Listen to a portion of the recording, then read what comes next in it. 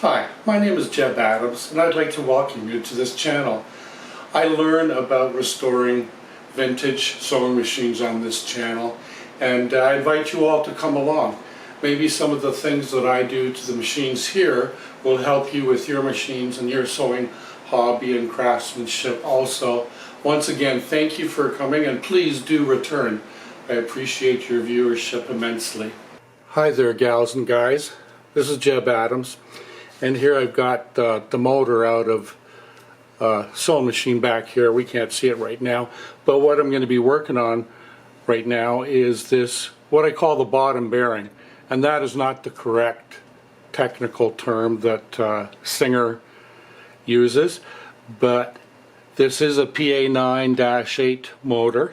Came out of that, I'm not sure if it's a 404? Yeah, it's 404, because it's got the that contraption there. So here it is, it's out, and I refer to this as the bottom bearing, and I know a lot of restorers and sewers and stuff do, or people who get into motors do, maybe not sewers, but there it is. You know, I've disassembled it. It's come out of here, but I just wanted to put that motor there, you know, to show you that that's the top.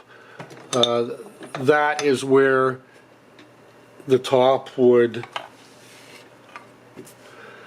mesh with the hand wheel, and just for the sake of information, the proper Singer technical name for the hand wheel is actually the balance wheel, but we all call it the hand wheel because we speak regular English. So I just wanted to show you the motor. It's already dismantled. Okay, there we have a look at it. This little piece of plastic here that has this side piece there, that is where this part right here is going to go into this piece here, and then there's the equivalent one on this side.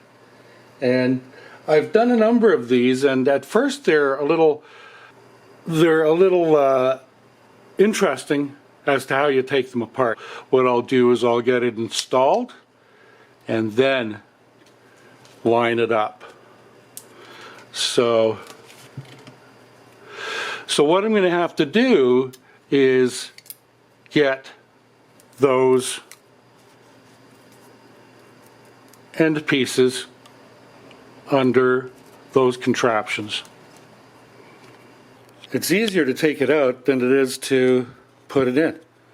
All you do is take one of your fingers, push that one down, and then take your thumb and push the other one down, or take both your thumbs, push them both down, and turn them, and it's come loose. We'll replace the parts. So I wanted to show you that. Hopefully you got some value out of this.